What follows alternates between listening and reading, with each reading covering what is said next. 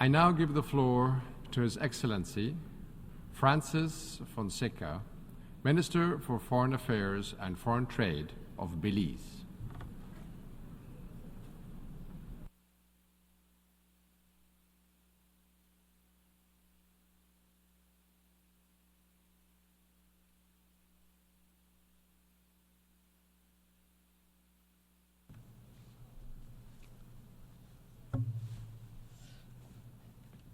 Mr. President, the self-determination of a people is sacrosanct. It is because of the exercise of that right to self-determination that each nation enjoys the privilege of sitting in this hall. Our nations exist by the will of our people, by virtue of their right to determine their political status and pursue their economic, cultural, and social development. To borrow words from Nelson Mandela, our people are the real makers of history. Their participation in every decision about the future is the only guarantee of true democracy and freedom. If we look at the challenges that our people confront today, we must ask whether that sacrosanct principle of self-determination is in fact secure. Belize is a member of the Alliance of Small Island States, AOSIS, one of 39 countries that have been on the front lines of the climate crisis. The genesis of this crisis lies with the industrialized nations. Its perpetuation and acceleration rest with the wider membership of the Group of 20. Currently, the G20 accounts for some 80% of global emissions. AOSIS members contribute less than 1% of global emissions. This is a tale of two worlds, but we only have one planet to share. The extent to which G20 economies are advancing and contributing to global economic output and world trade is impressive and promising for their people.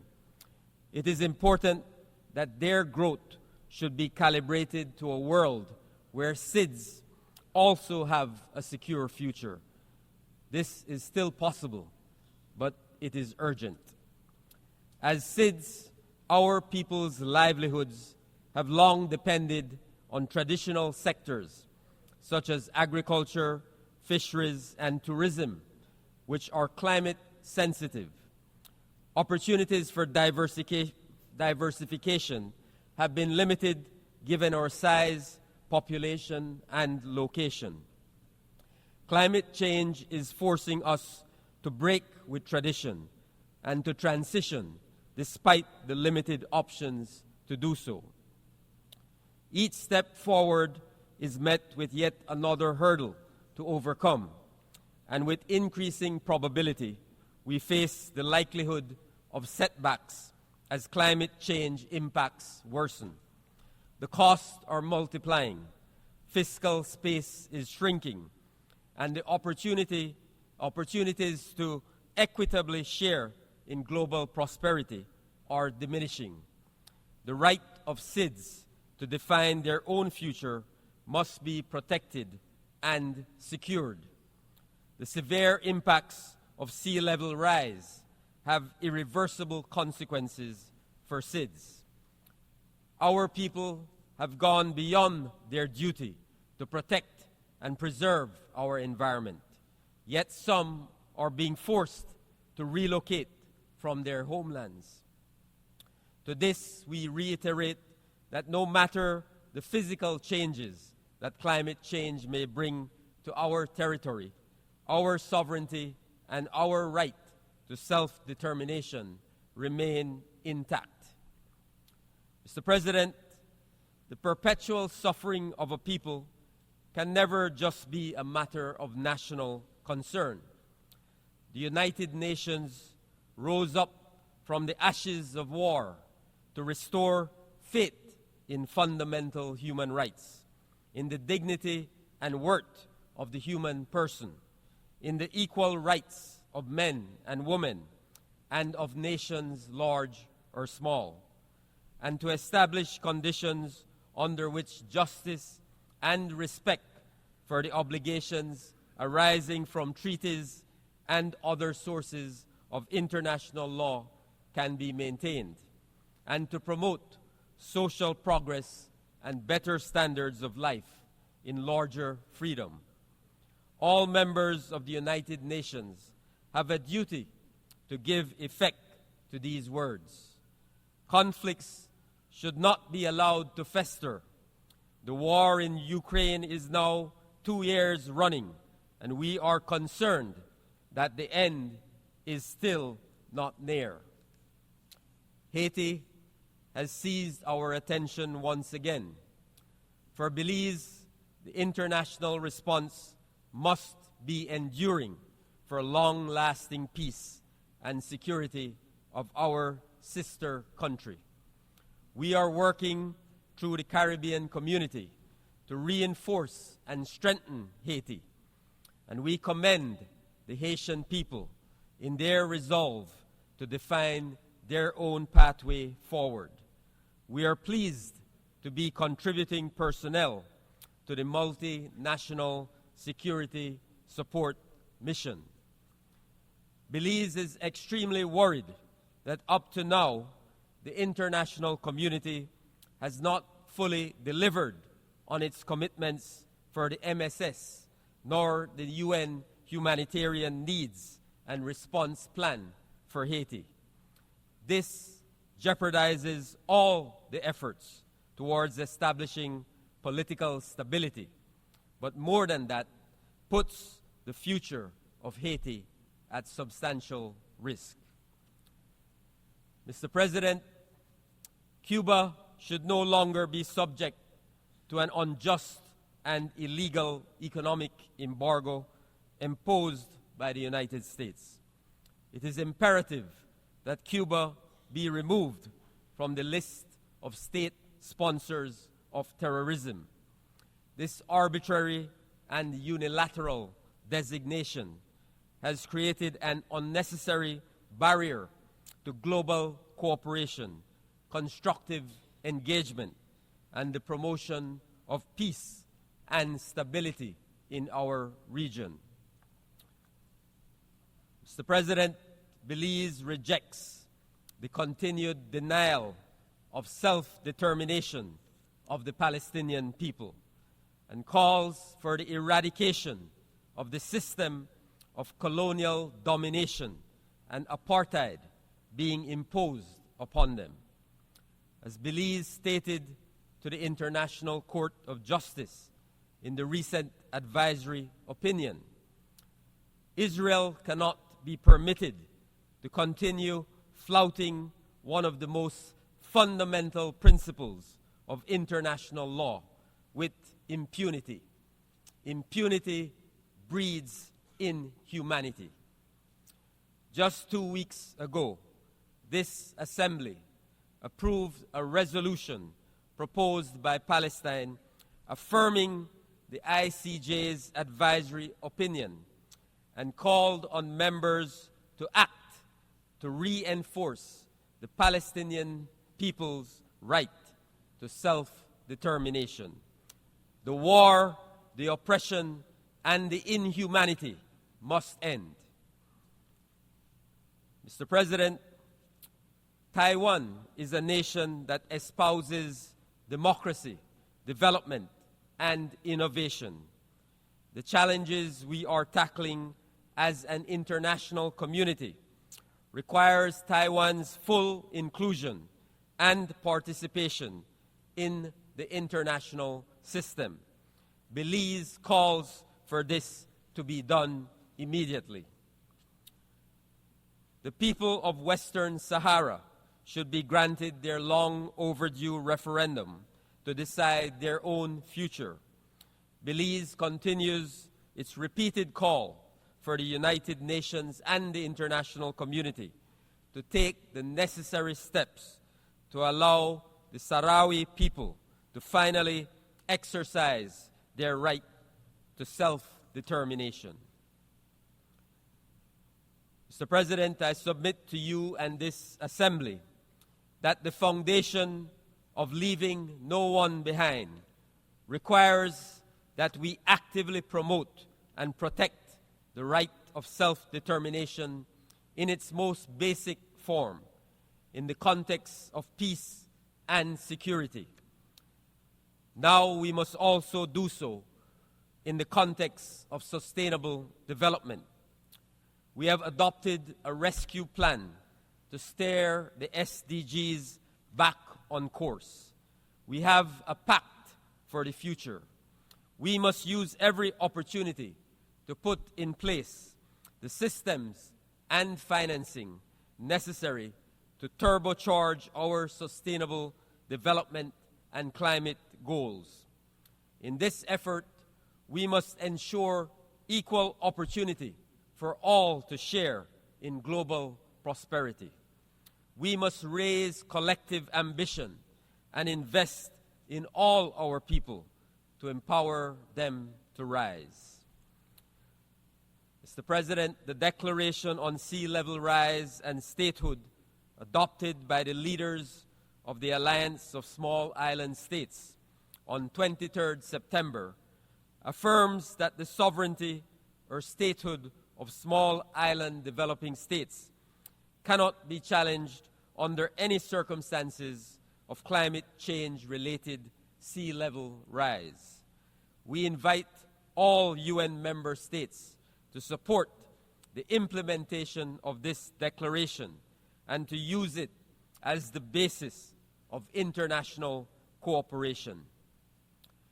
To further guarantee that SIDS will be spared the gravest climate threats, global warming must be limited to well below 1.5 degrees Celsius. Belize urges the G20 to enhance their emission reduction targets to achieve this temperature limit.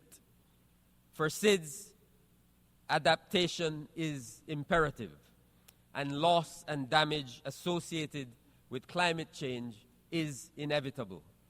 The new climate finance goal to be decided in Baku must contain specific recommendations for minimum allocation to SIDS in relation to grant-based and concessional finance for adaptation and grants for loss and damage. It must also give effect to the provisions of the Paris Agreement, which require enhanced access for SIDS and LDCs to climate finance.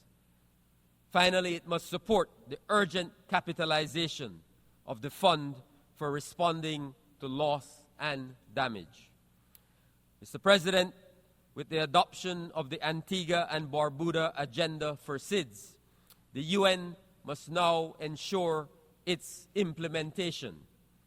SIDS must be at the table in global economic and international financial institutions.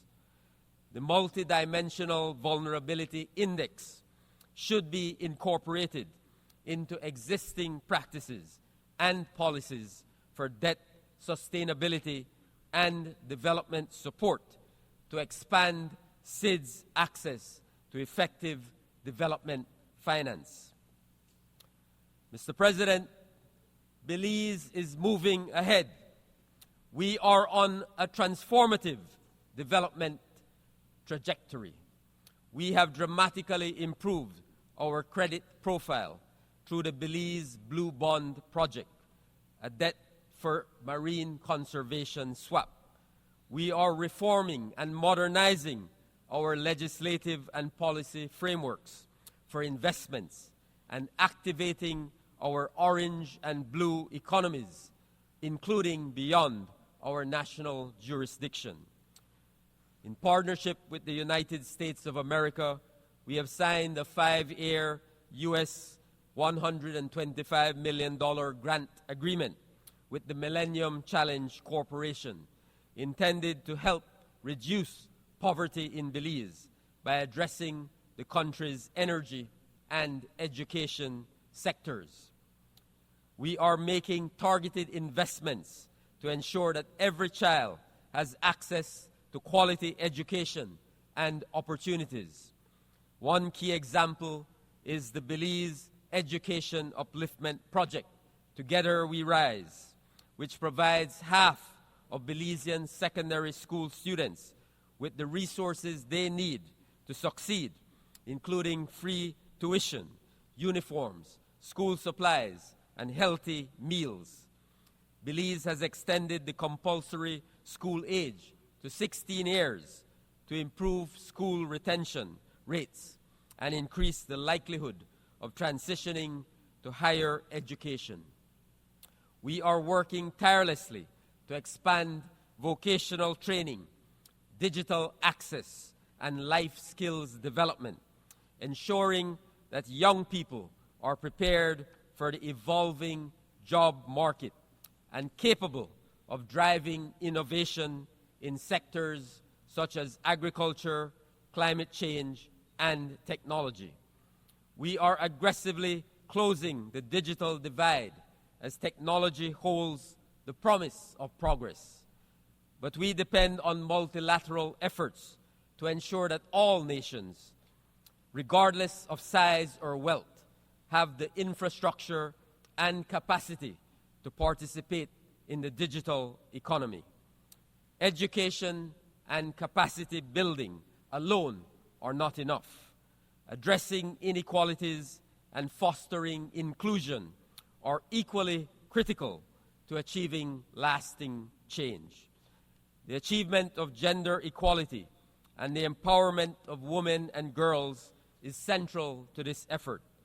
Belize has made important progress in this area, marked by the recent launch of its revised National Gender Policy 2024-2030, which aims to end discrimination and violence against women while promoting their full participation in all aspects of society, social, economic, and political. Belize continues its work to ensure that every Belizean has access to high-quality, affordable, and efficient health care services. By January 2025, we will achieve full national health insurance coverage. We are also strengthening our mental health support systems with the goal of improving and expanding access to quality care, addressing the stigma surrounding mental health, and enhancing outreach programs, particularly in rural and underserved areas. Mr. President, Belize is committed to the final settlement of Guatemala's territorial, insular, and maritime claim. We welcome Guatemala's stated commitment to respecting and abiding by the ruling of the International Court of Justice. At the political level, we are actively engaged with Guatemala to strengthen our bilateral relationship. A definitive solution will bring greater opportunities for both of our nations in the areas of trade, investment, and cooperation. Mr. President, Belize reaffirms its commitment to the United Nations as the central platform for coordinated global action. But its decision-making processes need to be more inclusive, more responsive, and representative. Its institutions cannot be held back by the world as it was 80 years ago. Reform is urgent and necessary to reflect the world as it is. Mr. President, the youth of today have given us a clear, undeniable mandate. They demand action, accountability, and a future where they are heard, seen, and respected. We ignore them at our own peril. We must not fail them. It is our responsibility to heed their calls for change. We must deliver on our commitments and build a world that present and future generations deserve. I thank you.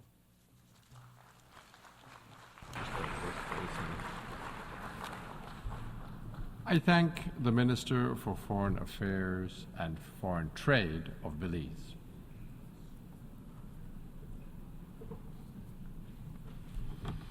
I now give